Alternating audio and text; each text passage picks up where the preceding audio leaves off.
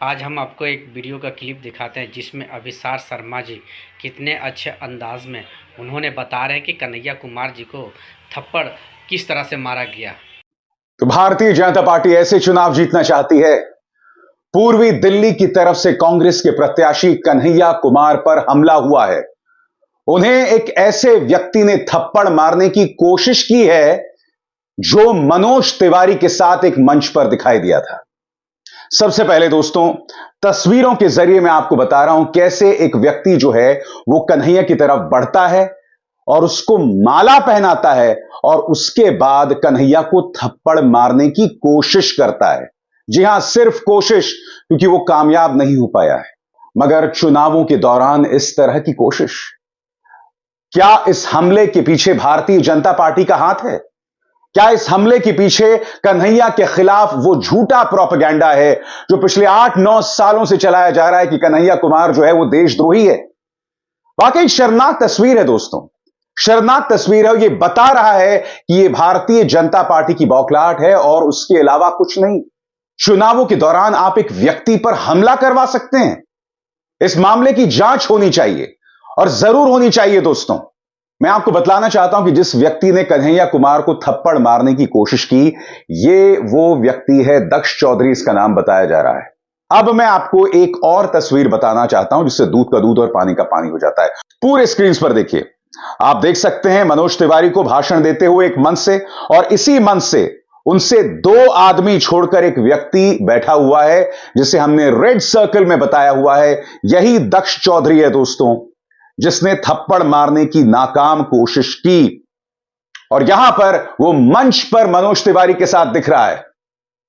मैं आज आपसे एक सवाल पूछना चाहता हूं, अगर भारतीय जनता पार्टी का हाथ इस हमले के पीछे नहीं है, थप्पड़ मारने की कोशिश के पीछे नहीं है, तो यह व्यक्ति मंच पर कैसे बैठा हुआ है?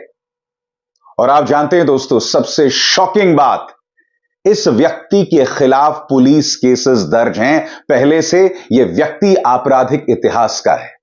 आपराधिक इतिहास का एक व्यक्ति मनोज तिवारी के साथ मंच पर दिखाई दे रहा है। यह भाजपा की क्या सोच है, मैं समझना चाहता हूं।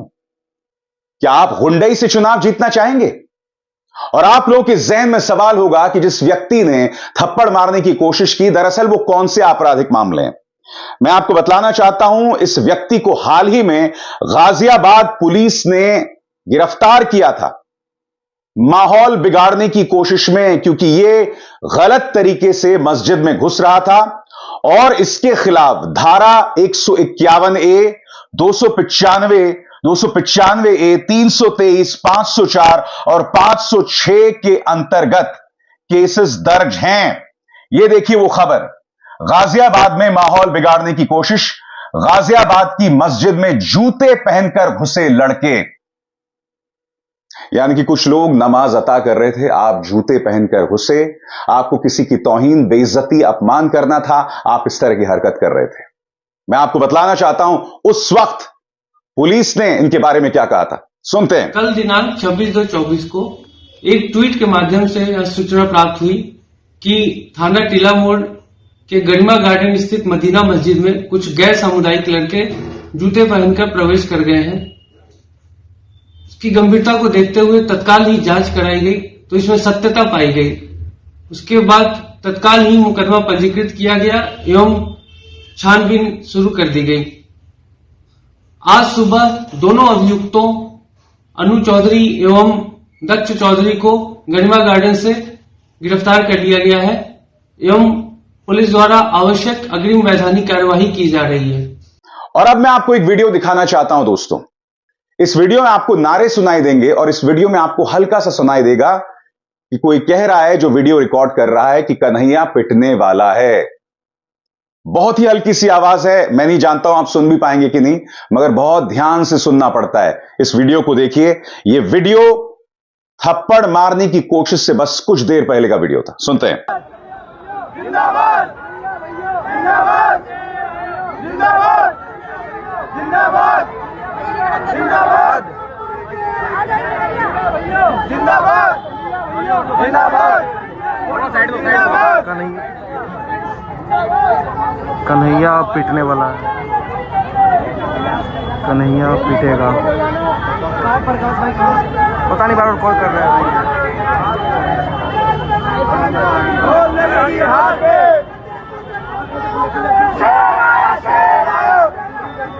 आराम से भैया, भैया। अरे अरे अरे अरे अरे, मगर क्या तुम डरा पाओगे कन्हैया कुमार को? सवाल ये कि विपक्ष जिसके खिलाफ पूरा प्रचार तंत्र, पूरा मीडिया है, क्या तुम उसे डरा पाओगे? कन्हैया पर जो हमला हुआ, मैं आपसे सवाल पूछना चाहता हूं, क्या आपने प्राइम टाइम पर कभी भी डिबेट देखे? दूसरी तरफ अगर यही भाजपा के साथ हो जाता या मनोज तिवारी के साथ होता तो इस पर बहुत ढोल नगाड़े के साथ डिबेट होते। मगर वो व्यक्ति डरा नहीं है, वो अपने अंदाज में अपने हमलावरों, भविष्य में होने वाले हमलों को चुनौती दे रहा है। और किस तरह से दे रहा है दोस्तों, ताल ठोक के दे रहा है, देखिए।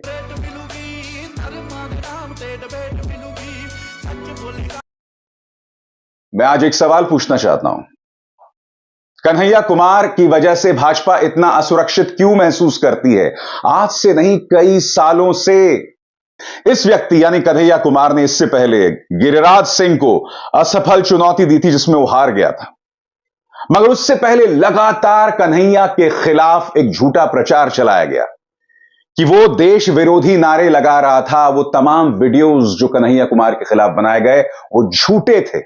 उन वीडियोस का प्रचार प्रसार कुछ न्यूज चैनल्स ने किया था और मैं उस वक्त एबीपी न्यूज में था दोस्तों। उस वक्त एबीपी न्यूज की रीड हुआ करती थी सच के साथ खड़े होने की, और हमने खुद उन वीडियोस का पर्दाफाश किया था।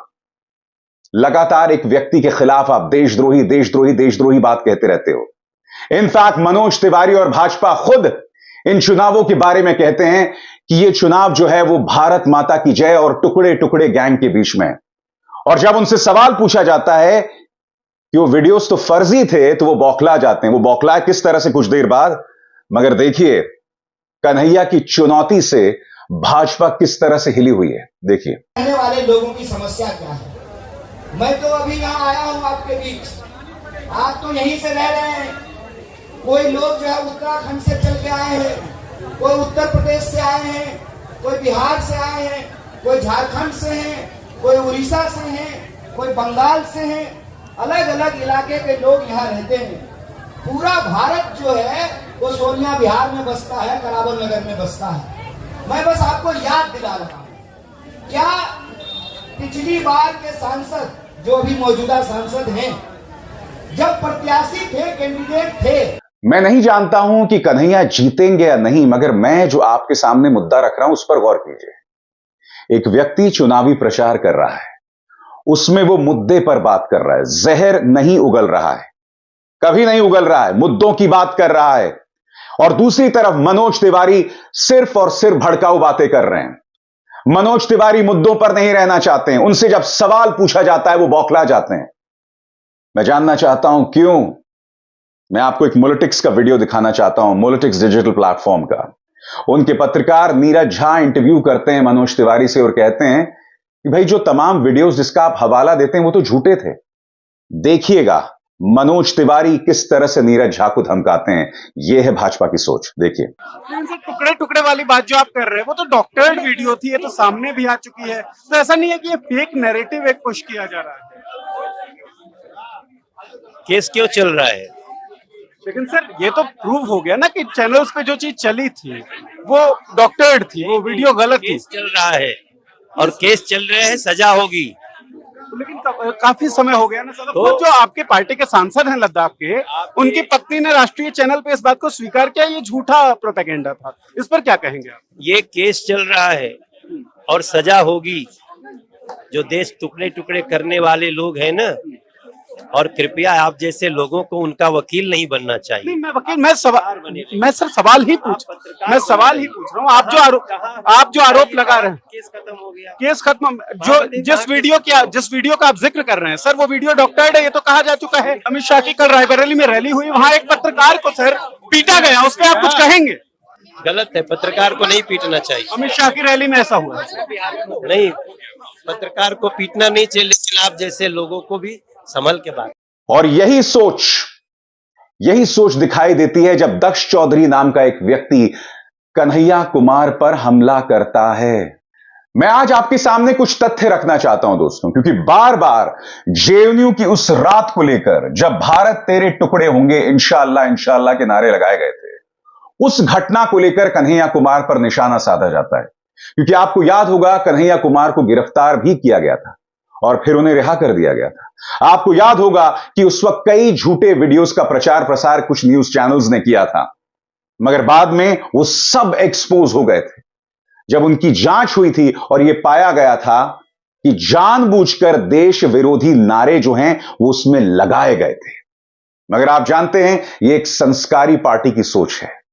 आज जो सवाल और जो मुद्दा मैं आपके सामने रखना चाहता हूं वो ध्यान से सुनिएगा दोस्तों। जब वो नारे लगाए गए थे भारत तेरे टुकड़े होंगे इंशाअल्लाह इंशाअल्लाह, क्या आप जानते हैं कि उस वक्त जब पुलिस ने चार्जशीट दाखिल की थी तो जिन लोगों ने नारे लगाए थे उनकी गिरफ्तारी नहीं हुई थी। यहां तक कि चार्जशीट में भी उनका नाम नहीं था। और आप जानते हैं क्यों? क्योंकि कश्मीर में उस वक्त महबूबा मुफ्ती या पीडीपी के साथ सरकार चल रही थी बीजेपी की, और जैसे यह गठबंधन टूटता है तो अचानक चार्जशीट में कुछ नाम आ जाते हैं और यह कहा जाता है कि इन लोगों ने नारे लगाए थे। मगर बड़ा सवाल यह दोस्तों, जिन लोगों ने नारे लगाए थे क्या आप उन्हें कहीं पर भी देखते हैं?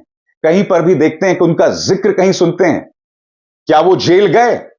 क्योंकि कन्हैया कुमार को आपने जेल भेजा था, आपने लगातार उमर खालिद पर निशाना साधा था। आज आलम यह है कि वो व्यक्ति आतंकवाद की धाराओं में जेल में बंद है, एक निहायत ही वाहियात मामले में। मगर जिन लोगों ने नारे लगाए थे वो कहां है मैं जानना चाहता हूं। वो रहस्यमय तरीके से जेएनयू पहुंचते हैं और फिर एक वाहियात न्यूज चैनल वहां पहुंच जाता है, उनको रिकॉर्ड करता है, और वो नारे लगाने वाले कहां गए? कहां उड़नछू हो गए? कहां गायब हो गए? यह सवाल पूछा जाना चाहिए ना।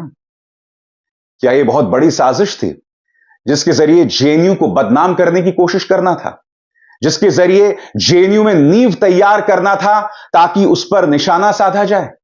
क्या यह एक साजिश थी जिसके जरिए यह माहौल पैदा किया जाए कि भाजपा देशभक्त है और देशभक्तों के साथ खड़ी है और देश विरोधियों के खिलाफ कार्रवाई करती रहेगी? एक सीधा सा सवाल, जिन लोगों ने भारत तेरे टुकड़े होंगे इंशाअल्लाह इंशाअल्लाह के नारे लगाए, उन पर क्या कार्रवाई की गई? उनके चेहरे कहां हैं?